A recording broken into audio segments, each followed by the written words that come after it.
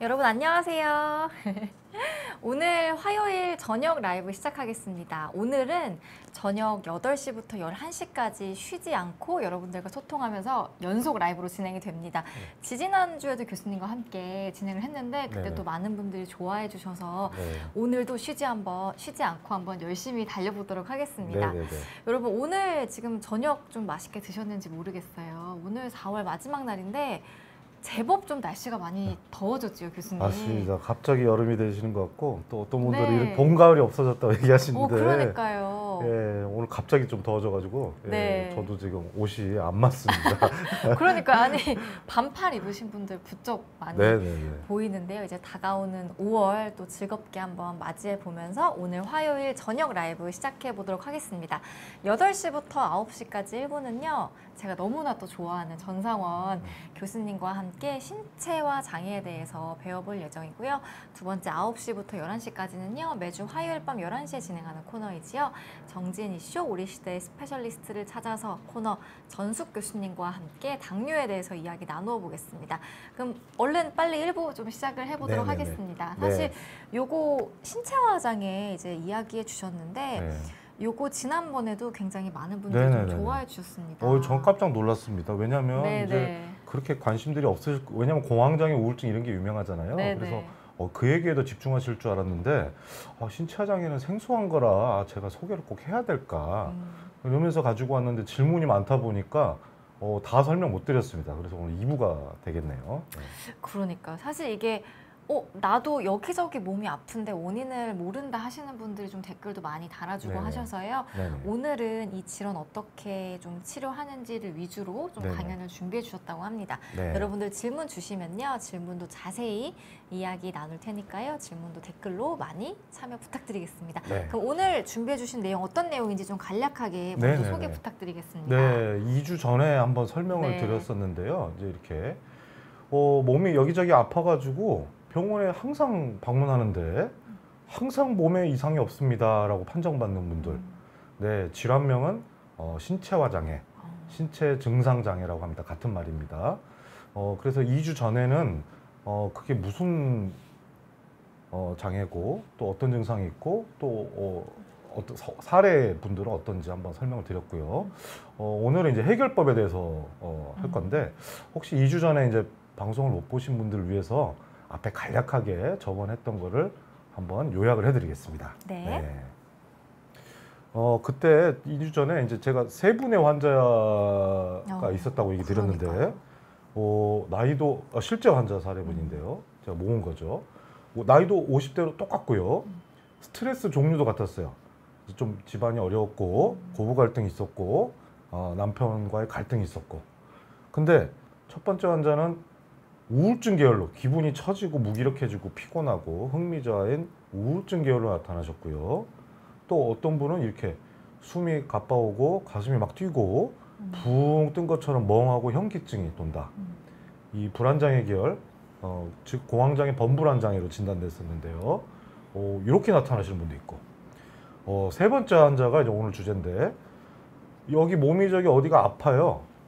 그리고 정형외과나 이런 데 가도 이상이 없대요. 그리고 가슴이 조여오면서 뜨겁습니다. 열이 나는 것 같이. 신체화 장애 계열 오늘의 주제인데요. 즉 통증과 화병 이렇게 속하는데 이렇게 분류되는 환자도 있습니다. 즉 스트레스와 나이와 환경이 다 비슷하더라도 이렇게 나타나는 환자분도 있었고요.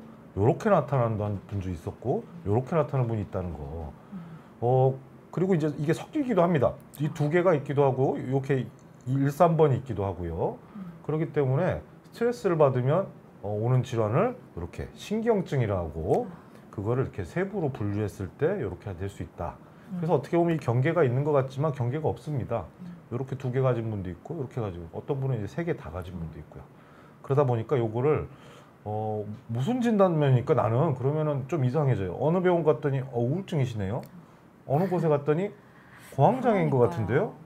그리고 어떤 데는 이제 처음 듣는 단어를 듣습니다. 드디어 신체화 장애입니다.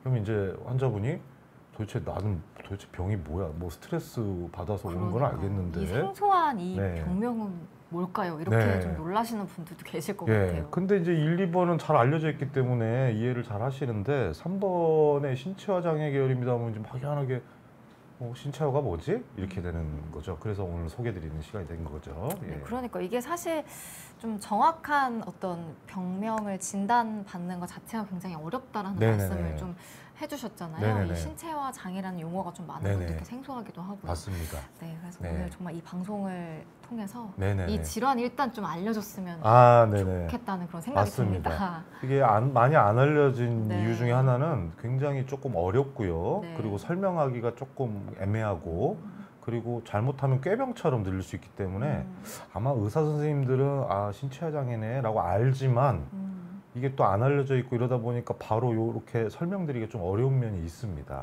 그러니까 이게 그리고 약간 몸의 증상으로 나타나기 때문에 네네. 다른 병원들을 갔다가 오시는 경우가 많다라는 경우도 해주셨잖아요. 네네네. 네, 그래서 뭐 통증 뭐 이렇게 나타나니까 네네네. 네, 여러분들 어떤 증상에 해당되시는지 한번 네네. 잘 좀 들어봐 주시면 좋겠습니다. 네네네. 네. 그래서 이렇게 안 알려져 있다 보니까 네, 이름을 바꿨어요 최근에. 그러니까요. 근데 비슷하긴 해요. 근데 이제 신체화 장애를 신체 증상 장애.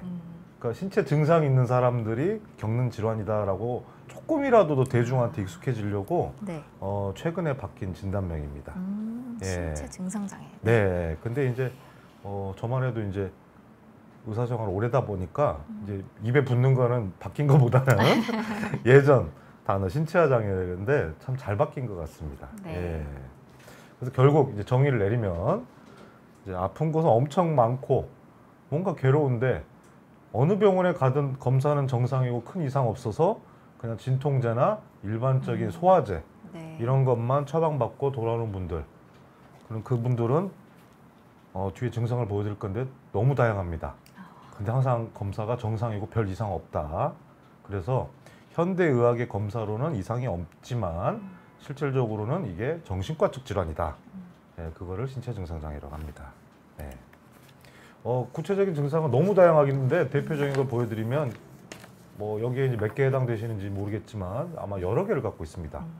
근육통, 무기력감, 땀 나는 거, 입마름, 얼굴 화끈거림, 또 이제 소화계를 보면 이제 구토나 메스꺼림, 속쓰림, 복부 평형감.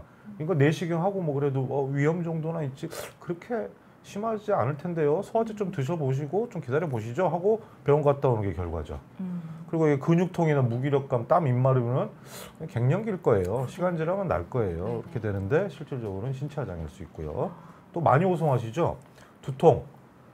예, 두통 가면은 MRI, CT 찍으시는데 이상 없어요. 그러면 대부분 이제 뭐라고 듣냐면 신경성입니다. 신경성입니다. 네, 그건 이제 이해는 하지만 그럼 도대체 이게 뭐냐? 이것도 신체화 장애 안에 포함되는 겁니다. 그리고 이제 가끔 피잉 돈다는 분 있죠? 보통 빈혈이나 이럴 때 어지럽다고 해서 병원 얼른 가보는데 검사가 다 정상이라고 하는 거죠.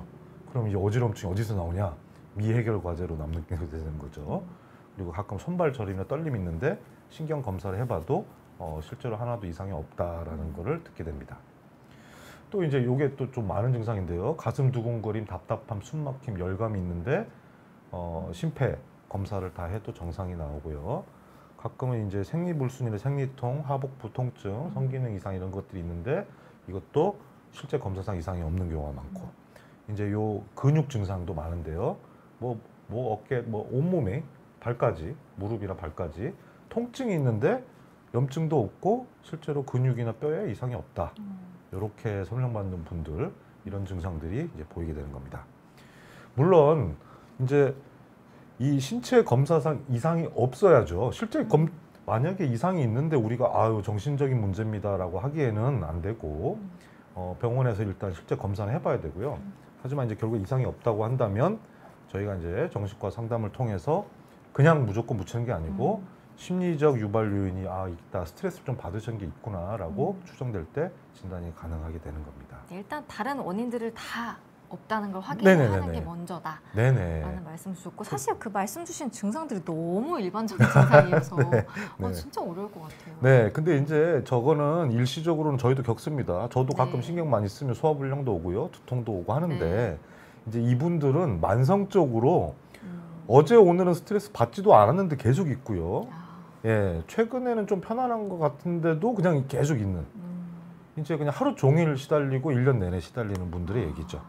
네. 우리는 누구나 스트레스 받으면 저 정도 일시적으로 그쵸. 오니까 두근거리고 뭐 이런 거는 네. 다 있으실 텐데. 무조건 있다 그런 게 아니고 장기간 오래 그리고 여러 군데 음. 이렇게 있을 때 신체화 증상, 신체 증상 장애 이렇게 할 수가 있죠. 네. 근데 이제 그래서 아까 심리적 유발 요인이 있으면은 저희가 진단 내린다고 한다는데 저희가 심리적으로 스트레스 받는 거를 그래도 꼬치꼬치 물어서 뭘 주로 보냐. 네. 요새 갑자기 뭐 주변에 지인이 돌아가셨어요, 뭐 반려견이 죽었어요 이런 심리적 급성 스트레스 말고 본인은 잘 몰라요. 그냥 평범하고 삶이 원래 힘들죠. 누구나 힘들게 사는 거 아닙니까? 그냥 그렇게 지내왔는데 그 스트레스가 쭉 누적이 된 거죠. 견딜만 하지만은 쭉 있어왔고 수십 년. 그 중에서도 어떤 스트레스냐 저겁니다. 힘든 일, 스트레스, 힘든 거를 말로 표현 못하고 삭힌 분들, 꼼짝없는 환경에 의해서 어쩔 수 없이 말 못할 일들. 예를 들면 이런 거죠. 시댁살이. 시집살이 걸린 오래 한 우리 어르신들 신체 증상 많습니다. 예, 그리고 간병인 분들. 가족이 아파요. 간병을 10년 동안 했어요. 근데 그거 힘들다고 말할 수 있습니까? 못하죠. 네네. 떠날 수도 네네. 없죠. 그런 분들은 자기 해야 될 일인 줄 알고 묵묵히 하지만 스트레스를 쭉 받아오는 거거든요. 그런 분들은 이제 신체 증상 장애에 잘 걸리는 분이랍니다. 특히 신체 증상 장애는 압도적으로 지금 우리나라에는 여성이 많은데요.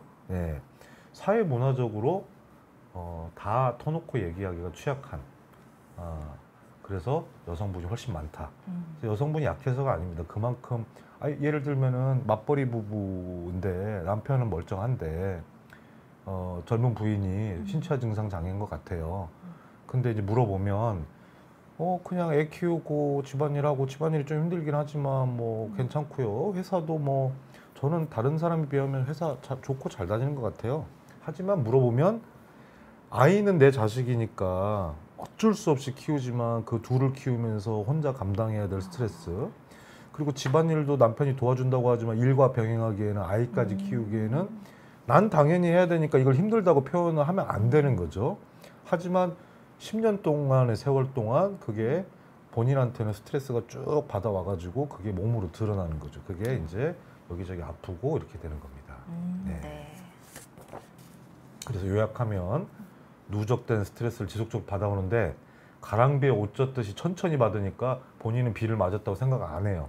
견딜만 하고. 그렇지만 그게 마르지 않은 거예요. 그래서 옷이 다 축축하게 젖어가지고 완전히 그냥 소나기 맞은 것처럼 결국에 젖어버리면 그게 수십 년 동안 이루어졌기 때문에 잘 모르지만은 결국에는 큰 비를 맞은 것처럼 몸이 다 망가져서 신체 증상 장애가 오는데 네. 결국에 그 원인은 힘든 거를 표현 못하고 삭히고 지나가는 거. 삭혔다기보다는 또 한편으로 나는 이 정도는 당연히 누구나 사람이라면, 엄마라면, 그리고 아빠라면, 그리고 자식이라면 모든 사람들을 다 이렇게 포괄적으로 이제 돌보면서 당연히 살아야 된다고 생각이지만 그게 스트레스가 될 확률이 높고 그런 분들이 신체 증상 장애가 될 확률이 높습니다. 그래서 이렇게 누적된 스트레스가 오래 가다 보니까 네. 젊은 사람보다는 어르신들이 그러네요. 많고요. 어르신이 취약해서가 아니고 이렇게 쭉 누적이 오래 되다 받아야 보니까. 되니까 아직 젊은 분들은 이미 발동은 걸려서 진행 중이지만 아직 그것까지는 안 드러난 거죠. 예. 스트레스는 참 강도도 무섭지만 이 네. 빈도와 시간도 굉장히 무서운 네. 것 같아요. 스트레스는 다는 누구도 알지만 본인이 얼마나 받는지는 자기가 안다고 생각하지만 실제로 아닌 경우가 많고요. 그렇군요. 괜찮다고 생각하지만 또 아닌 경우도 많다는 말씀이시죠? 네네네. 재밌는 일화 하나가 네네. 제가 자꾸 그 신물이 올라오고 여기 저도 이게 이쪽이 조금 막힌 것 같은 느낌이 들어서 네네. 저는 의사니까 네. 나름 이제 야 이거 역류성 식도염이구나. 위에 문제가 있다. 네네네. 그래서 소화기내과 선생님한테 내시경 해주세요 했더니 네. 내시경상 이상이 없다는 거예요. 그래서 제가 오히려 정신과 의사인데도 불구하고 빨리 신체 증상 장애구나 알아야 되는데 내가 이게 6개월이나 신물이 올라오는데 이상이 없어. 그럴 리가 없다. 내시경을 잘 봐라. 라고 동료 교수한테 얘기했더니 아무 이상이 없다. 오히려 저한테 얘기했죠. 신체화 장애겠네. 근데 저는 그 6개월 때 그렇게 스트레스 받은 일이 별로 없었어요. 그래가지고 저는 이제 오히려 저도 부인했죠. 제가 그거 일리가 없다. 뭔가 이제 어떤 네. 몸에 문제가 있을 것이다라고 네. 생각을 하셨던 거죠. 그랬더니 다른 정신과 동료 선생님께서 왜 스트레스를 안 받았어? 뭐 최근 1년 동안 어쩌고 저쩌고 뭐 그것도 했고 이것도 했고 그것 때문에 신경 많이 쓰던데 라고 하니까 그런가? 라고 저도 그때서야 자각하게 되는. 이야. 예. 이게 되게 진단이 어렵다라는 거를 너무 잘 알고 계신 네, 교수님도 네. 진단을 스스로 하시기는 또 네. 어려웠다. 네. 저도 이제 몸에 이상이 없다니까 기분은 좋으면서 답답한 거예요. 그럼 암인가? 그렇게까지 생각을 예. 하셨군요. 그러면 혹시 내시경으로 안 보이는 다른 뭐 혈관 문제인가? 네. 예, 이렇게 생각하게 되는. 예. 이야. 그래서 저도 한번 있었습니다. 그렇군요. 네네. 네, 이거 진짜 어렵습니다. 네. 그랬고 또 심리적인 거 외에 이제 생물학적 네. 요인이 있는데 우리가 이제 스트레스를 저렇게 가랑비에 옷 젖듯이 오래 받으면 이제 센서가 고장 나는데요. 저번에 예를 들어드렸는데 우리가 이렇게 통증들을 느끼는 거는 이 팔에서 느끼는 게 아니고요. 팔에 딱 자극을 주면 요 머리에서 아파 이렇게 느끼는 겁니다. 네. 근데 스트레스를 받으면 여기 부위 신경계를 다 고장 내기 때문에 실제로 여기서 신호를 막 아무렇게 보내는 거죠. 네. 지금 여기가 아프지가 않습니다. 근데 여기가 이제 고장 나니까 신호를 잘못 보내기도 하고요. 여기는 평범한 신호를 보냈는데 여기서 센서가 아픈 통증인 줄 알고 잘못 판단하기도 하는 거죠. 그래서 실질적으로는 이제 이렇게 스트레스가 신경계를 고장 내면은 신호를 아무렇게 보내기도 하고 신호를 잘 보냈는데도 여기서 느끼기에 부드러운 촉감인데 통증으로 느껴버리는. 네. 그래서 오늘 좀 재밌는 거 하나 보여드릴 텐데요. 네. 이 동영상 많이 보셨을 것 같기도 한데 우리 저는 못 봤어요. 못 보셨어요? 네. 예, 유명한 테스트입니다. 챌린지도 많고요. 네네. 이제 여기 이제 한 사람이 실제 자기 팔은 요겁니다. 그리고 여기 가짜 팔을 갖다 놨어요. 네. 예, 그리고 그러니까 자기 진짜 팔은 요거하고 요거죠. 네. 예, 왼손하고 오른팔하고 이렇게 여기가 본인 진짜 팔이고 요 가운데는 가짜 팔을 갖다 놨습니다. 네. 그리고 이제 여기를 양쪽으로 번갈아 가면서 자극을 줘요. 오른쪽 왼쪽. 실제 팔에는 안 줬어요. 가짜 팔과 본인 진짜 왼쪽 팔에 자극을 계속 줍니다. 그러면 어떻게 인식이 되냐면 이 손이 진짜 본인 손인 것처럼 착각하게 되는 거죠. 통증을 느끼게 된다는 네네네. 말씀이세요? 계속 양쪽 번갈아 주면은 이쪽 팔에 통증이 없고 자극도 안 줬는데 본인 팔인 것처럼. 재미삼아 한번 해보세요. 실제로 저는 해봤죠. 네네. 어떠셨어요? 저도 내 팔인 것처럼 감각이 느껴지고요. 얼음을 댔을 때 차갑게 느껴졌어요. 네. 차가움까지? 네. 그러니까 눈으로 양쪽을 계속 보다 보면 눈의 감각이 본인 팔로 착각하게 만들어가지고 본인 진짜 팔인 것처럼 되죠. 그러니까 인간의 감각이라는 거는 정말 우둔하고요. 실제로 본인 감각을 믿지 마라 이런 얘기 많은데 실제로 이렇게 오류를 많이 일으킵니다. 그래서 실제로 망치를 어머. 꽝 쳐보겠습니다 했더니 이 사람이 벌벌 떨어요. 왜냐면 자기 진짜 팔로 느끼기 때문에. 그래서 실제로 알았어요 안 치게 하다 몰래 세게 쳐버렸어요. 네. 엄청 깜짝 놀라면서 벌벌벌 떨게 되는. 예, 요 챌린지가 아마 우리나라에도 하셨더라고요. 그래서 이거 외국의 사례인데, 그래서 실제로 망치를 두드리면 너무 깜짝 놀라서 그 실제 요 손을 들게 됩니다. 진짜 맞은 것처럼. 네네, 피한 것처럼. 이야, 이거 영상 그리고 찾아봐야겠네요. 네, 네. 본인 손부터 확인합니다. 멀쩡한지. 괜찮은지. 예, 그리고 화 많이 납니다. 가짜 팔 때렸는데 네네. 진짜 통증처럼 느끼기 때문에 너무 놀랐기 때문에 화들짝 놀라면서 화를 막 내고. 네. 이야, 이렇게 쉽게 우리가 착각에 빠지는군요. 네. 이렇게 감각이 불안하기 때문에 고장이 잘 나는 거고요. 이런 원리로 아프지 않은데 아프다고 느끼게 되는 거죠. 그래서 소화불량, 두통, 팔다리 저림, 뭐 통증들, 뭐 가슴의 조임 이런 것들이 신호를 잘못 보내기도 하고 잘못 인식도 돼가지고 이렇게 여기저기 아픈 것처럼. 예. 이야. 예를 들면 이제 우리가 일상생활에서 망치까지는 아니더라도요. 네. 감기로 한번 열 펄펄 나보신 적 있죠? 그럼요. 근데 그렇게 열이 39도 나는데 그 사람 뭐라고 합니까? 춥다고. 춥다고 오한. 하죠. 네. 오한이라고 하죠. 그리고 이불을 싸매고 있죠. 네네. 그게 이렇게 감각이 불안정한 거예요. 이렇게 그때 머리의 온도 감각 센서가 고장나서 일시적으로 고열 때문에 예, 너무 고열이면 이 센서가 망가집니다. 온도 네. 센서가.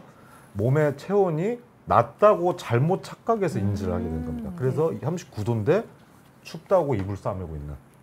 이렇게 뇌의 감각이라는 게 상당히 불안정하기 때문에 고장이 엄청 잘 나고요. 생각보다는 스트레스에 엄청 취약을 합니다. 네. 이렇게 속이기 쉽다니. 네, 맞습니다. 그러니 뭐 여기저기 아픈 거 어떻게 보면 당연할 네. 수도 있습니다. 그러네요. 네. 그래서 이제 만성적 스트레스가 이 신경을 많이 고장내기 때문에 이렇게 정상 통증을 줬는데 위에 올라가서 이 센서가 이거 더 아파, 많이 아파 이렇게 느끼는 경우가 있고요. 그리고 또 실제로 이 센서가 이게 통증 이 말초 센서가 망가져가지고 적당한 자극인데 엄청 아프다고 신호를 보내버리는 이런 오류들이 막 일어납니다. 그러면은 이렇게 항상 아픕니다. 네. 그런데 이제 그렇게 보면 여기 센서가 고장났고 이게 신경이 고장났잖아요. 근데 이제 이런 경우입니다. 여기 센서가 고장났다고 한다면 여기는 정상이겠죠. 네. 여기를 아무리 검사해도 정상이 나오게 되는 거죠. 여기가 손이 아니고 우리 장이라고 생각하신다면 그렇게 소화가 안 되고 설사하고 배가 아픈데 실질적으로는 검사해보면 이상이 없는 거고 여기 센서가 고장나서 복통이 있다 네. 이렇게 느끼는 거죠.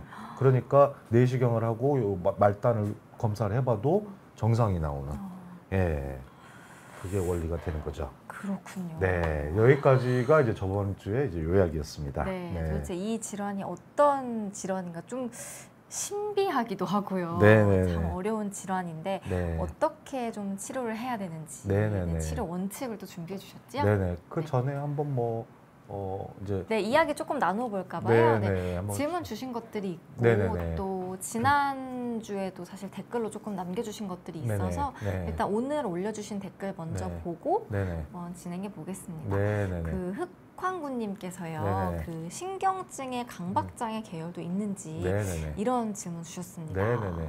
아까 이제 불안장애 계열에 이제 여러 가지 이제 아까 말했어요. 일환자는 기분장애 계열, 그거는 우울증, 조울증이 제일 많고요. 네. 두 번째는 불안장애 계열이라고 했는데 불안장애는 범불안장애 그리고 이제 공황장애가 많은데 불안장애는 그거 외에도 강박장애, 외상후 스트레스 장애 그리고 이제 포비아, 공포증. 공포증. 예, 여기도 포함됩니다. 흔하지 않아서 안 넣었지만 불안장애 계열에 속했기 때문에 네. 신경증 안에 들어 있습니다. 그렇군요. 네, 그리고 또 질문 계속 보겠습니다. 완소나님께서요, 스트레스를 받으면 설사를 할 수 있나요? 아, 저도 네. 스트레스 받으면 네네네. 바로 배가 아픕니다. 네네네네. 이것도 해당이 될까요? 아유, 그럼요. 스트레스가 아까 말한 대로 신호를 잘못 보내기 때문에 위장관 계열이 갑자기 이제 활발하게 움직이라는 신호를 잘못 받으면 막 움직이거든요. 그러면 이제 설사가 이루어지고요. 그 또 설사만 한 게 아니라 보통 이런 분들은 변비 설사가 반복됩니다. 신호가 아무렇게 가는 거예요. 지금 장이 움직여라는 신호가 아무렇게 갔다가 한동안은 또 장 움직이지 말라는 신호가 가고요. 신호가 막 오류를 일으키기 때문에 보통 설사를 많이 하시는 분들 또 특징이 또 한동안은 또 변비로 고생하는 분들. 이걸 과민성 대장증후군이라고 그러고요. 네. 내과 선생님들은 과민성 대장증후군이라고 하고 우리 쪽에 정신과 쪽에서는 신체화 증상 장애라고 하는데 같은 겁니다. 단 신체 증상 장애가 더 큰 거고요. 그 중에 스트레스 받았을 때 장계열, 배가 아프거나 설사나 이쪽을 줄여서 장애만 집중해서 과민성 대장증후군이라 하는 거고요. 네. 같은 말입니다. 네. 그렇군요. 큰 범주로 보면 어쨌든 신체화 증상 장애 중에 포함이 된다라는 네. 말씀을 좀 주셨습니다. 그렇습니다. 저게 이제 우리가 급성 스트레스 어쩌다 한 번씩 이런 거는 신체 증상 장애는 아니고요. 네. 아까 말한 누적된 스트레스가 쭉 있어서 오늘 괜찮고 어제 일 별로 없는데도 계속 1년 동안 설사 변비 반복한다면 그때 신체 증상 장애로 진단이 내려질 수가 있습니다. 네. 그리고 아침 햇살님께서요, 제 친구가 지하철에 타면 배가 아프고 식은땀이 나고 네. 스트레스를 심하게 받으면 배도 아프고 머리도 아프다고 합니다. 네네네. 이것도 해당이 되는지. 네네네. 아까 말씀드린 대로 오랜 기간, 장기간 지속된다고 한다면 아까 제가 이제 증상들을 보여드렸지 않습니까? 그 중에서 이제 아주 흔한 거는 대부분은 가슴 뛴, 가슴 조임인데 그 다음으로 또 많이 나타나는 게 저 소화계열. 배가 아프고 변비 설사 반복되고 속이 쓰린 거. 그리고 그 다음에 또 많은 게 저 두통입니다. 저희도 신경 쓰면 머리가 아프잖아요. 그렇죠. 근데 이제 갑자기 신경 썼을 때 머리 좀 아픈 거는 신체 증상 장애까지랑 안 하고요. 저게 이제 반복적으로 1년 내내 저랬을 때. 그래서 저 땀 나는 것까지 저거는 1년 내내 지속된다면, 기간은 솔직히 1년인지 6개월인지 이제 진단에는 안 나와 있는데 만성 스트레스 쭉 받아가지고 그 증상이 있다가 사라지지 않고 그냥 은근슬쩍 계속 있는 경우, 이럴 때 이제 신체 증상 장애라고 될 수가 있는 거죠. 그러니까 센서가 고장나기도 했다가 좀 회복도 됐다가 이렇게 되는데 스트레스를 계속 받으면 아예 고장나거든요. 네. 아예 고장나면 그냥 1년 내내 정상 작동하는 게 아니고 그냥 고장나서 가는 거죠. 그러니까 이제 그럴 경우에는 이제 솔직히 아까 두통, 식은땀 이런 것 말고 이제 더 나타납니다. 다른 것까지. 다른 증상들도. 예, 신경계가 고장났기 때문에. 그렇군요. 네. 아유, 고생이 많으시겠습니다. 네, 또 네, 계속 네. 질문 받아보겠습니다. 네네. 미라클님께서는요, 그 한 가지 생각이나 염려를 해도 어떤 우울이나 공황이 걸릴 수가 있나요? 이런 네네. 질문을 좀 주셨네요. 네네. 스트레스라는 큰 파이가 있을 때 네. 여러 사람의 종류에 따라 이런 경우가 있습니다. 잘 자란 스트레스가 모여가지고 큰 앙덩어리를 만드는 분이 있고, 어떤 분은 큰 스트레스 하나가 그냥 딱 버티고 있는 분이 있습니다. 하지만 저는 이렇게 생각을 합니다. 스트레스라는 거는 내가 견딜 수 있는 한도가 있는데 그 한도는 뭐 어떤 사람은 요만큼 작게, 어떤 사람은 크게, 안타깝게도 체질상 타고나는 거죠. 네. 그래서 자기만이 견딜 수 있는 이제 쓰레기통, 이제 스트레스를 견딜 수 있는 한도가 각자 있는데, 그 한도가 꽉 찼을 때 신체 증상이 나타나는데, 어떤 사람은 작으면 조그만 스트레스 몇 개만 와도 금방 차버릴 거 아닙니까? 그래서 네. 금방 드러나고, 어떤 사람은 똑같이 스트레스 받는데 잘 견디고 멀쩡해요. 그거는 이제 조금 이제 큰 거죠. 근데 그 스트레스 하나에 공을 생각했을 때 구성이 어쨌든 큰 거 하나로 다 차지하는 분도 있고, 작은 거 여러 개 해가지고 모여가지고 다 차는 분이 있죠. 네. 근데 솔직히 예우, 어떤 분이 좀 더 잘 자각하고 치료가 잘 되고 어떤 분이 더 병원에 빨리 오냐, 큰 스트레스 덩어리로 차지한 분은 뭔지 알아요. 어떤 명확한 좀 원인이 있다고 네네네네. 생각을 하시니까. 왜 이렇게 스트레스 많이 받으셨어요? 하면은 네. 뭐라고 하냐면, 빚이 도저히 이제 감당이 안 됩니다. 또 어떤 스트레스 왔어요? 남편하고 갈등이 너무 심해요. 딱 인지가 되는 큰 거 한 건이라면 오히려 잘 잡아낼 수 있는데, 아까 말한 대로 잘 자란 거 여러 개가 너무 많이 모인 분들은 이제 모래알 같으니까, 저희가 뭐가 스트레스예요? 그러면 말을 못 하세요, 잘. 이것도 스트레스인가요? 이렇게 물어봐요. 무슨 스트레스인데요? 그때 아침에 일어나가지고 그 아빠랑 애들 밥 차려주고 너무 힘든데요? 맞습니다. 그것도 스트레스예요. 하지만 그건 작잖아요. 밥 차려주고 있는데 가족이랑 식사하니까 또 좋은 점도 있잖아요. 그러니까 그건 또 스트레스로 인지가 안 되는 거죠. 그렇겠네요. 그리고 또 뭐 스트레스예요? 그러면 제가 조금 강박증이 있어서 화장실 청소를 좀 자주 하거든요. 근데 힘이 들긴 하죠. 맞습니다. 그것도 스트레스인 거예요. 아까 강박 증상으로 나타날 수 있냐? 그거 맞는데 그렇게 강박적으로 닦고 쓸고 또 본인도 힘든데 하는 경우가 있죠. 그것도 스트레스인 거죠. 이런 분들은 이제 모래알이 모여서 덩어리가 만들어져 가지고 스트레스 인지율이 떨어집니다. 네, 그런 분들 좀 병원에 빨리 못 찾아오시기 때문에 예후가 다 안 좋죠. 그렇네요. 혹시 잘 모르겠지만 그래도 좀 원인이 무엇일까 좀 더 스스로 돌이켜보면서 네네. 고민을 해보시면 좋겠습니다. 네네. 또 그 이수정님께서요, 네네. 다낭성 난소 증후군이 심해서 그 다니는 병원에서 이제 스트레스를 받지 말아라 이런 네네. 말씀 좀 들으셨나 봐요. 네네. 근데 조금 예민한 성격이라 네네. 조금만 스트레스 상황에 있다면 항상 좀 불안하기도 하고 네네. 생리가 좀 밀리기도 네네. 하고 네. 이런 몸의 반응들이 좀 네네. 나타나셔서 더 고민하시는 것 같습니다. 네. 좀 어렵습니다. 어떻게 네. 좀 답 말씀드릴까요? 뭐 제가 이런 얘기하면 조금 속상하실까 봐 조심스럽게 꺼내는데, 예민한 분들은 요 스트레스 그릇 자체가 조금 작습니다. 네. 그래서 이제 후에 이제 치료 방법이나 해결책을 조금 도와드릴 텐데, 먼저 얘기 드리면은 인지를 하는 방식을 조금 바꾸는 방법이 있고요. 네. 두 번째는 솔직히 약물 치료 도움이 됩니다. 방패 같이 막아줘요. 네네. 예. 치료. 그리고 가족들이 조금 더 도와줘야 되고요. 주위에서도 도와줘야 네. 된다는 말씀. 그리고 마지막 원칙이 신체 증상 장애는 죄송하지만 치료가 아주 쉽지 않고 정말 장기간 걸리고 시간과의 싸움입니다. 치료를 받더라도. 네. 그렇군요. 네, 요거 뒤에서 한번 또 네, 보시면. 장기적으로 어쨌든 조금 네. 긴 호흡으로 네. 보셔야 한다라고 말씀을 네네, 주셨습니다. 맞습니다. 네. 그러면은 일단 내용 조금 이어가 보면서 네네. 여러분들 댓글 더 같이 이야기 나눠보겠습니다. 네네네. 네, 어떻게 치료를 이어가야 할지 네네네. 준비해 주셨죠? 네네네. 한 7가지 치료 원칙을 얘기해 네. 드릴 수가 있는데요. 첫 번째 치료 원칙은 이제 실제 그 환자분한테 말씀드리는 건데 네. 이분들은 신체 증상 장애에 걸린 분들은 주변에서 굉장히 가족들이나 주변에서 냉담합니다. 왜냐하면 맨날 아프다고 하는데 병원 가서 이상이 안 나오니까 꾀병같이 네. 가족들 거의 이래요. 10년째 통증, 아이고 허리야, 아이고 뭐 어디 아파, 아이고 두통이야, 아이고 어떡하지라고 했을 때 가족들이 초반에는 걱정해서 병원에 모시고 가는데 이상 없다는 소리를 들으면 가족이 어떻게 생각합니까? 괜히 약한 그런 거 아니야? 그렇죠. 약하고 뭐 이렇게 조금만 네. 아프다고 그러면 병원 가자고 그러자 하는데 아까 말씀드린 대로 정상 나오지만 본인은 상당히 괴롭습니다. 그래서 그분한테는 안심시켜 드려야 돼요. 그 본인이 느낀 통증은 절대 꾀병이 아니고 실제이고 아까 말한 원리 설명드리는 거예요. 이게 센서가 잘못됐으니까 여기 센서가 잘못됐으니까 여기를 검사해봤자 이상이 안 나고 정상이 나오는데 실제로 이렇게 신경이 타고 올라서 여기서 인지가 잘못되니까 여기가 아픈 것처럼 느껴지니까 정상 나올 수밖에 없다. 그래서 그동안 원인 증명이 안 되는 거는 결국 이제 여기 센서가 고장 났는데 스트레스가 여기를 망가뜨려서 그렇기 때문에 실제로 본인이 느끼는 건 정말 괴로우셨을 거다. 왜 이제서 병원 오셨냐? 단 이것만 환자분한테 알려드려도 심리적 안정이 오고 실제로 안심이 되면서 통증들이 낮아집니다.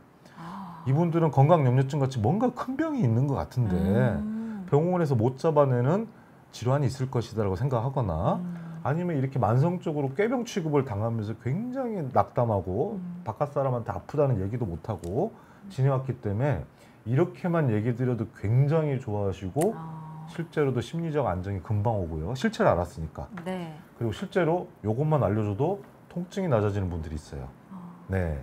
그리고 이제 원인을 찾았다는 것을 알게 되는 게 제일 기뻐하시고 그리고 통증을 인정해주는 사람이 주변에 아무도 없었는데 실제 많이 아플 거랍니다라는 얘기만 해줘도 본인은 굉장히 차분하게 가라앉으면서 실제 통증도 낮아지는 인정을 해줘야 되는 게 1번입니다. 네, 일단 본인에게 좀 질환에 대해서 알리고 네. 좀 안심을 시켜주는 것부터가 치료의 시작이 네. 되겠군요. 실체가 없는 게 아니고 이런 네. 정확한 진단명이 있고요. 많은 사람들이 앓고 있다. 그러면서 그 아까 얘기하신 게 삭히면서 지내셨다는데 그게 원인이다 하면은 잘 이해하시는 분도 있지만 또 못하는 분이 있지만 계속 설명드리면 이제 저만큼 이제 지식이 쌓아지시면서 이제 명확한 원리를 알게 되시는데 그것만으로도 효과가 있다. 그렇군요. 네. 제1원칙 설명을 주셨습니다. 두 네. 번째는 이제 어떻게 가야 되나요? 네. 두 번째는 역시 이제 가족입니다. 제가 혼자 말해도 소용없고요. 솔직히 가족 한번 병원에 오시게 합니다. 네. 이제 환자분한테 얘기 드리죠. 다음에 한번 남편분 좀 시간 나시면 같이 와보세요. 네. 자녀분이랑 한번 와보세요. 네. 그렇게 하는데 그러면 왜요? 그러면 이거를 저한테만 알리면 어떡합니까? 가족들도 좀 제대로 알아야지 라고 하면 기회가 돼서 한번 같이 오십니다. 그러면 똑같이 설명드립니다. 절대 꾀병이 아니고 이상은 없었지만 실제로 엄청 아팠을 거고 이거 엄청나게 괴롭다. 근데 신기하게도 그 원인이 이 삭히면서 말 못하며 지나면서 수십 년 동안 쌓여서 오는 병이라서 이제만큼은 마음의 안정을 줘라. 솔직히 가족 탓을 하는 거죠. 안 도와줬잖아. 그러니까 이제 좀 이걸 헤아려주라. 네. 맨날 뭐 그냥 꾀병이라 하지 말고 그러면 이제 가족들이 뭐 해주든 안 해주든 본인 자체가 이제 환자분은 마음이 놓이죠. 왜냐하면 가족들한테 알렸으니까. 그리고 본인이 알리면 안 되잖아요. 그렇죠. 예, 전문가가 또 이렇게 말씀을 해주시는 게. 그러면 대부분 가족들이 당장 집에 가서 생활 변경이나 말투가 바뀌지는 않아도 그래도 뭔가 이 원인이 우리 엄마가 정신적으로 아팠구나. 우리 부인이 정신적으로 아팠구나. 죄송합니다. 여자분이 많다고 하니까 계속 얘를 이제 엄마와 부인으로 설명한 거죠. 남자분이라면 이제 우리 남편이 힘들었구나. 네. 이렇게 하는 거죠. 그렇군요. 예, 이렇게 가까운 가족들이나 친구, 지인이 이거를 이해해 주기만 해도 통증 감소에 엄청나게 도움이 되고요. 그리고 결국에 약물 치료, 심리 치료 안 해도 본인한테 잘 설명해주고 가족 지지를 받기만 해도 실제로 신기하게 통증이나 신체 증상 여러 가지 땀나고 뭐 배 아프고 이런 게 확연히 낮아집니다. 네. 그렇군요. 그리고 아무래도 가족분들이 좀 더 조심하게 네네. 될 것 같아요. 맞습니다. 네. 네. 와, 두 번째는 가족분들에게 이 질환에 대해서 네네네. 설명을 한다. 네네. 가져오겠습니다. 그렇게만 되면 좋은 게 약물 치료 안 해도 되고 심리 치료 안 해도 되죠. 네. 예. 그다음에 이제 세 번째 원칙은 이제 약물 치료를 권유하기도 하는데요. 이제 아까 말한 대로 요 센서는 이런 말초 장기고 요 화재 경보기 알람 울리는 건 이제 우리 뒤인데 이게 고장 났다고 하는데 우리가 약물 치료를 하면 스트레스 인자들이 여기 신경계를 계속 공격해가지고 일그러뜨리는 거를 그래도 막아줍니다. 즉 방패 보호막을 쳐주는 거죠. 그렇게 보호막을 치면은 공격을 더 안 받게 된다면 우리 감각 센서들은 시간만 준다면 안전하게 보호막만 쳐주면 시간이 지나면 회복됩니다. 근데 이제 회복 시간이 오래 걸려요. 오래 걸려. 아까 예. 긴 호흡이 필요하다라고 말씀 주셨지요. 그래서 약물 치료 원칙은 이거예요. 보호막을 쳐주는 거예요. 스트레스가 더 공격을 못하게. 그리고 실제로 이 항우울제나 우리 치료제들은 스트레스 대응 호르몬입니다. 더 공격을 못하게 해주는 거예요. 신경을 고쳐주는 게 아니고 네. 더 공격을 못하게 되면 이제 신경이 이제 알아서 그 시간 동안에 서서히 원래대로 회복을 합니다. 근데 신경 회복이라는 건 굉장히 느리기 때문에 시간을 많이 줘야 된다. 이렇게 보시면 되고요. 그래서 이제 딱 썼죠. 오래 걸립니다. 단기간은 어렵습니다. 이런 뇌 호르몬제들을 쓰는데 방패가 되어줘서 막아주기 때문에 그 기간 동안 충분히 방패로 스트레스를 막아주면 우리 신경은 자율적으로 자연 회복 능력이 있습니다. 단 공격을 계속 받으면 회복을 못해요. 우리 여기 상처 난 거 생각해 보시면 네. 상처 났는데 계속 딱지를 뜯어버리면요. 네. 안 아물죠. 계속 빨갛게 되잖아요. 이렇게 딱 반창고를 붙여놓고 못 건드리게 하면 네. 그 안에서 우리 사료 회복이 되죠. 요 원리예요. 그래서 약물 치료는 대단하게 생각할 수 없이 반창고다. 못 긁게. 그럼 그 안에 상처가 치료될 시간을 주는 거다. 네. 그래서 약물 치료를 너무 무섭거나 대단하게 생각하실 필요 없고요. 내 자연적으로 회복하는 능력의 기간 동안 도와주는 치료. 이렇게 생각하시면 큰 거부 반응이 없으실 겁니다. 네, 네. 약물 치료도 좀 확실하게 도움이 되죠. 그럼요. 이 네. 방패라는 거는 그런 반창고 붙이는 거는 내가 심리 치료인 거 안 해도 막아주기 네. 때문에 실질적으로 자연적으로 회복하는 어떻게 보면 오히려 더 치료를 자연 치료 좋아하잖아요. 저희가 저절로 회복되는. 네. 약물 치료 자체는 인위적인 치료가 아니고요. 방패가 되어주면서 그 자연 회복을 보기 때문에 자연적인 순화 원리에 의한 치료입니다. 네. 네, 이해하였습니다. 네. 그 중에 이제 제일 많은 질문, 약물 치료 겁내는 분들이 중독됩니까, 내성됩니까 하는데 요런 계열, 수면제, 안정제는 내성과 중독이 있어서 만약 급할 때는 요거는 단기 사용하거나 최저로 사용해야 되고요. 아까 말한 방패가 되어주는 약은 항우울제, 항불안제 등인데 네. 이건 뇌 호르몬 조절제입니다. 아까처럼 방패를 쳐주는 뇌 호르몬, 스트레스 호르몬과 대응해서 싸워주는 호르몬들이에요. 요거는 중독 내성이 전혀 없습니다. 안전합니다. 그래서 신체 증상 장애를 치료할 때 수면제, 안정제만 조심 사용하신다면 이 항우울제 계열은 뇌호르몬제 계열은 정말 안전하게 오랜 기간 사용하셔도 무방합니다. 단 이제 이걸 구분 못하고 수면제, 안정제를 마구마구 막 타다 드셔야 힘드니까 네. 그분들이 중독 내성이 돼 있는 경우가 많습니다. 네. 그래 아예 병원 가셔서 이제 지식 발의를 하세요. 내가 듣기로는 수면제, 안정제는 내성 중독이 좀 있다는데 전 그거 싫고 가장 안전한 치료법으로는 뇌호르몬제 사용하는 거라는데 저는 그게 맞습니까? 라고 할 때 오히려 의사 선생님들이 좋아요. 왜냐하면 그게 느리긴 해도 아까 말한 내성 중독이 없어요. 그걸 주고 싶은데 드리고 싶은데 환자분이 병원에 오시면 기대하는 게 뭐냐면 빨리 낫는 거예요. 빨리 통증이 가라앉고. 그렇죠. 그러니까 의사 선생님들이 고민할 거예요. 시간이 기다려서 몇 달이 걸려도 좋으니까 이 내성 중독 없는 약을 드셔보시겠습니까? 쉽게 말이 안 나오는 거예요. 왜냐하면 병원에 갔는데 세상에 3개월이 지나도 그대로예요. 하지만 이게 1년이고 6개월이고 치료하면 낫거든요. 그러다 보니까 중첩점에서 수면제, 안정제를 사용을 조금 하게 되는 거죠. 근데 처음부터 환자분이 이렇게 얘기하시면 네. 잘 아시네요. 그럼 느려도 좋으니까 이 뇌호르몬제 계열을 써볼까요? 저도 알아요. 6개월, 1년 걸린다며요.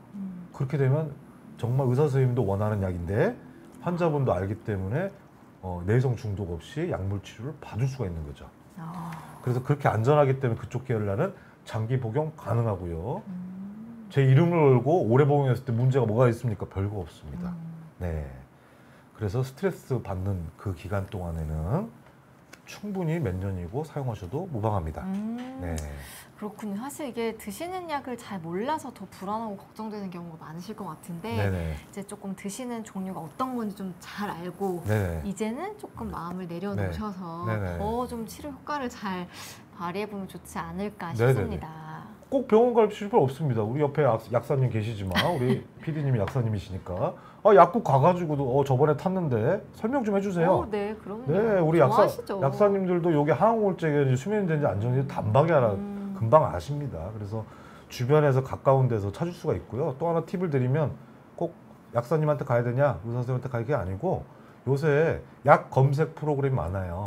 그렇죠. 네, 그리고 요새는 핸드폰에 네. 이렇게 찍어가지고 하면은 그 약이 색깔과 그거에 따라서 뭔지 쫙 나오는 경우도 있어요. 바로 구분해 줍니다. 네네네. 네. 그래서 본인 약을 지금 먹고 있다면 한번 수면제하고 이제 안정제 결제 들어가 있는지 한번 확인해 보시면 어떨까 싶습니다. 네, 일단 제대로 좀 알고 먹는 게 더 도움이 되니까요. 네네네. 잘 확인해 보시면 좋겠습니다.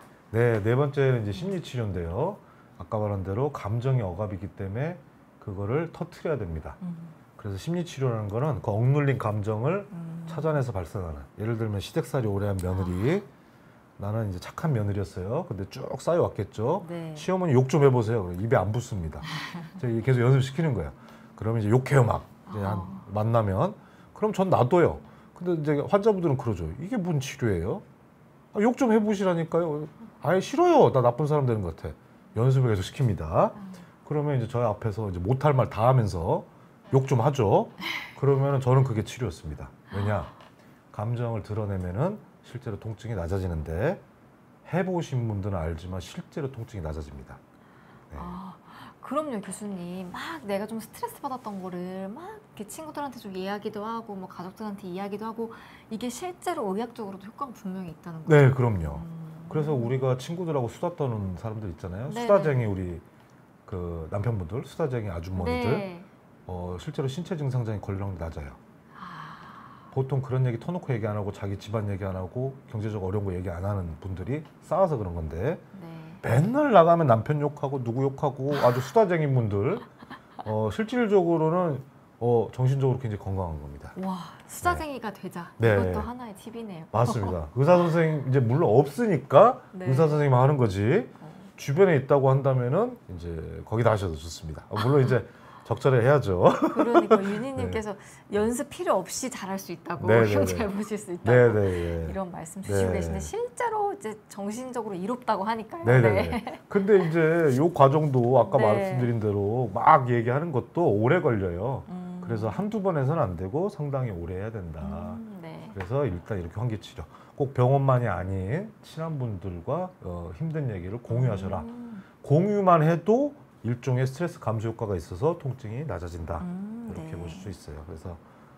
그래서 우리 선생님을 만나러 가는 일은 주변에 친구분들이 많지 않고 뭐 좀 공유하기 껄끄러운 일이 있을 수도 있어요. 그럴 때 이제 정신과 의사들이 대신 도와줄 뿐입니다.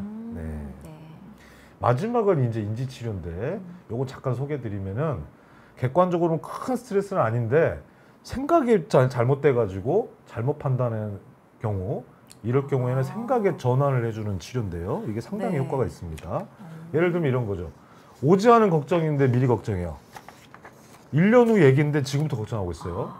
그리고 지금 별 문제 아니에요. 생각보다 해결 방법이 있는데 별로 큰 문제도 아닌데 엄청 크게 생각해.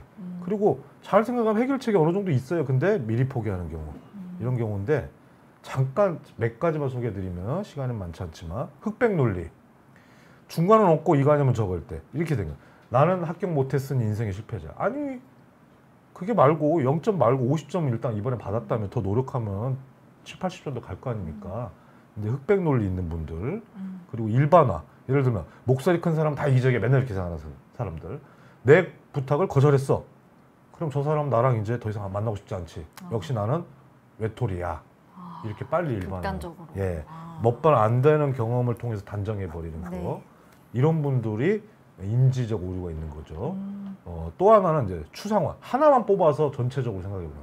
예를 들면 이제 교수님이 학생인데 주제도 좋고 연구 방향도 좋네요. 근데 데이터 수집만 더 보완하면 좋을 것 같아요. 이게 어떻게 생각하면은 다 좋다. 요것만 하면 최상이다. 이렇게 되는데 이 선택 추상에 인지 오류가 있는 사람들이 이렇게 됩니다. 이거 하나만 보고 결국 마음에 안 드는구만. 이렇게 생각하는 사람들은 스트레스에 취약합니다. 네. 또 하나는 그냥 혼자 막 추론하는 건데요. 이제 예를 들면 이런 거죠. 예를 보면 친구가 길에서 인사를 내가 했어요. 근데 못 보고 지나갔어요. 그러면 이제 다양하게 해석할 수가 있죠. 나를 못 봤나? 기분이 안 좋나? 이렇게 되는데 이 사람은 본인 마음대로 추론합니다. 날 무시하는구만. 더 이상 나를 친구로 여기지 않는 게 분명해. 난 딱 보면 알지. 이러면 이 친구는 그냥 진짜 무심결에 딴 생각하다 지나갔는데 내 마음대로 추론하면 절교가 되는 거죠. 예, 이런 생각들. 또 이제 마지막은 개인화인데 예를 들면 자신하고 관련이 없는데 자꾸 자기 중심으로 생각하는 거예요. 예를 들면 내가 누구랑 같이 팀 과제를 친구랑 같이 하기로 했는데 친구가 안 챙겨왔어요. 그러면 이 친구가 안 챙겨온 다른 이유를 물어봐야 되는데 그냥 미리 짐작해버리는 거죠. 내 위주로. 나한테 좀 화가 났구만. 나를 싫어하는구만. 그래서 안 왔어? 묻지도 않게 되는 거죠. 개인 중심으로 생각하는 이런 분들은 스트레스에 취약합니다. 그래서 결국에 대표적인 5개는 굉장히 유명한 인지 오류입니다. 네. 저거를 바꿔주는 치료가 인지 치료입니다. 네. 그렇군요. 네. 그래서 마지막 원칙은 아까 말한 대로 시간과 싸움인데 수년다시로 보세요. 몇 개월 치료해서는 안 돼요. 아까 말한 방어막을 쳐서 자연 회복도 오래 걸리고요. 심리 치료도 상당히 오래 걸리기 때문에 시간이 오래 달린 것이 6번째 치고요. 네. 결국에 제가 제일 안타까운 거는 금방 치료될 줄 알고 방법을 찾은 줄 알았다가 한두 달 다니다가 지지부진하니까 포기해버리세요. 더 오셨으면 효과를 보셨을 텐데 한두 달 오다가 포기해버리고 이제 신체 증상을 알았는데도 치료를 하지 않는 경우가 많은 게 제일 안타까운 싸움입니다. 그렇기 때문에 어떻게 보면은 장기간 싸움이니까 완치해주겠다는 의사는 오히려 나쁜 의사입니다. 그런 의사 선생님도 없고요. 네. 자, 일단 증상 조절 해보면서 쭉 지내봅시다. 자꾸 완치 얘기하시면 안 돼요. 시간이 너무 오래 걸리기 때문에. 언젠가는 쭉 낮아지겠지만 그게 너무 서서히 이루어지는 일이라서 치료가 되고 있지 않다고 생각하는 경우가 많고 결국에 완치가 안 되는구나 이제 이렇게 생각이 되기 때문에 차라리 시간이 많이 걸린다면 완치까지는 아니고 지금 현재의 증상을 계속 조절해보자. 이렇게 생각의 전환을 하시는 게 좋습니다. 네. 네, 7가지 원칙에 대해서 설명을 주셨습니다. 네. 일단 좀 마음의 여유를 가지고 길게 치료를 해보자, 임하자. 네네. 이게 좀 가장 좀 중요한 좀 키포인트가 되지 않을까 네네네. 싶습니다. 네. 네, 지금 요약도 준비해 주셨는데 네. 이건 어떤 내용일까요? 네, 결국에는 이제 네. 결국에 모든 병이 스트레스로 오지만 특히나 신체 증상 장애는 신체화 장애는 스트레스로 오는 걸 알게 되셨을 텐데요. 결국에 이제 신체 검사상 이상이 없고 하지만 우연이 아니고 이렇게 아까 말한 심리적 요인, 과학적 요인 아까 통증 보여드렸죠. 과학적 원리에서 실체하는 질환이고 과학적으로 증명된 질환입니다. 애매한 질환이 아니고. 네. 근데 이제 치료는 아까 여러 개 얘기 드렸지만 결국에 마지막 강조드리는 거. 장기간의 인내의 치료를 하신 분은 네가 이기나 내가 이기나 끝까지 가시는 분은 그래도 상당 효과를 보시고 신체 증상을 가라앉힐 수가 있습니다. 네. 그렇군요. 오히려 중간에 치료받다가 포기하셔서 더 좀 네네네. 좌절감을 느끼시지 않을까 이런 네. 걱정도 되기는 하는데요. 네. 끝까지 내가 이겨보겠다는 마음을 가지면 네네네. 무조건 치료할 수 있다고 하니까 네네네. 이것도 좀 잘 기억해 주시면 좋겠습니다. 네네네. 네, 오늘 이 신체 증상 장애를 치료하는 7가지 원칙에 대해서 이야기를 해주셨는데요. 네네. 시간이 거의 다 됐는데 네네. 질문 조금만 더 받아봐도 네네네. 될까요, 교수님? 네네네. 네, 그레이님께서 피디님 네. 혹시 늦었을까요? 교수님 이야기 너무 듣고 싶다고 네. 네. 지금 말씀을 주셔서 네. 그레이님 질문 한번 네네네네. 보겠습니다. 네네. 제가 단주 금연한 지 2년이 다 돼가다가 네네. 다 같이 모인 자리에서 맥주를 모르고 마셨더니 집에 돌아가는 길에 술을 좀 많이 드셨나 봐요. 네네.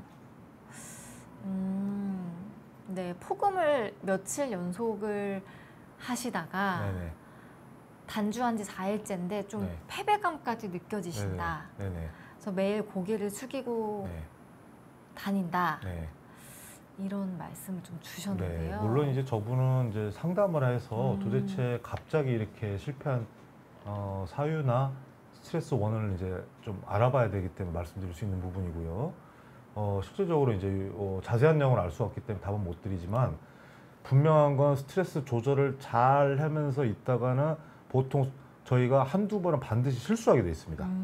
네, 그 스트레스를 지키기 위해서 철칙을 하다가요. 네. 하지만 그때 제가 좀 회복력, 네. 심리 회복력 다시 해야지 이게 빠른 분들은 몇 번의 실패를 하더라도 결국에 성공하는데 대부분 이렇게 잘해오다가 실패하면 더 패배감이 크거든요. 그렇기 때문에 요거는 아까 말씀드린 빠르게 다시 예전에 잘했던 것들을 돌리는 능력 그거 꼭 필요하실 것 같습니다. 네. 그렇군요. 아무 까닭 없이 마셔버리셨다고 해서 너무 좀 좌절감을 느끼시는 것 터고 마신 같은데. 이유가 있을 거예요. 근데 이제 그 이유를 뒤로 하고도 다시 예전처럼 타이트하게 본인이 잘 지켜왔던 거 다시 해야지 이걸 빨리 돌아가시는 게 가장 우선입니다. 네. 네, 그 윤희님 질문도 한번 보겠습니다. 네네. 뇌 호르몬 치료제 이름이 궁금하시다고요. 네네. 멜라토닌은 어떻게 보시나요? 뇌 호르몬 치료제는 대표적으로 아까 세로토닌, 도파민, 노르에피네프린 이렇게 세 종류가 대표적인 항우울제, 항불안제, 신체 증상 장애 치료의 뇌 호르몬제 이름입니다. 세로토닌, 도파민, 노르에피네프린 반드시 네. 이 세 성분 중에 2개가 들어가 있다, 1개가 들어가 있습니다. 멜라토닌은 수면 호르몬이고요. 네. 스트레스 대응 호르몬은 아닙니다. 네. 네. 그리고 아침 햇살님께서 또 남겨주신 댓글인데요.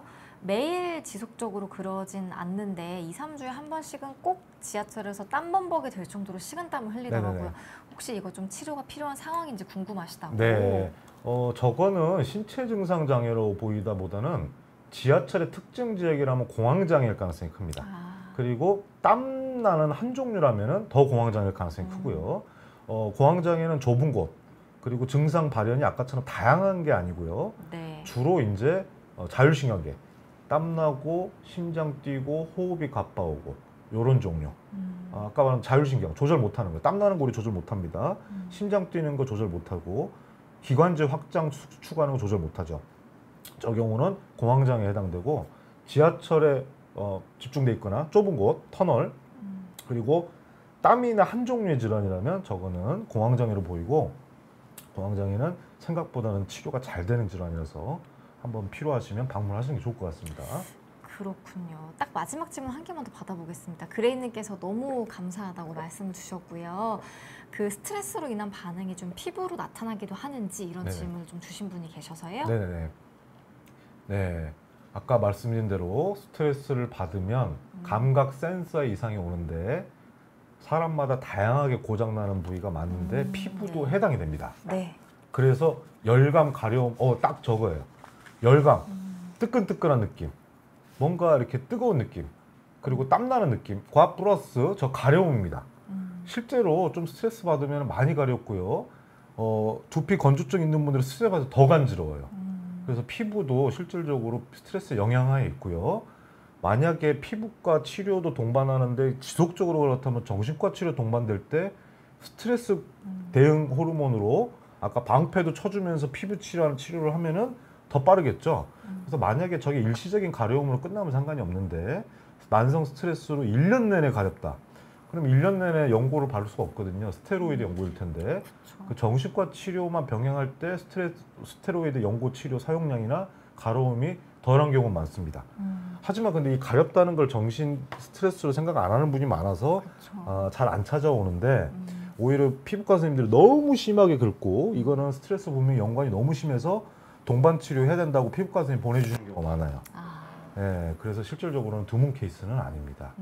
그렇군요. 나타날 수 있다라고 좀 말씀을 주셨습니다. 네. 이렇게 해서 오늘 그 저녁 연속 라이브 1부인 전상원 교수님과 함께하는 강연 좀 마무리해보고 잠깐 중간 영상 한번 보시고 바로 2부 인터뷰쇼 시작해 보도록 하겠습니다. 여러분 잠시만 대기해 주시기를 부탁드리고요. 우선 1부 교수님 좀 보내드리도록 하겠습니다. 교수님 감사합니다. 네, 감사합니다.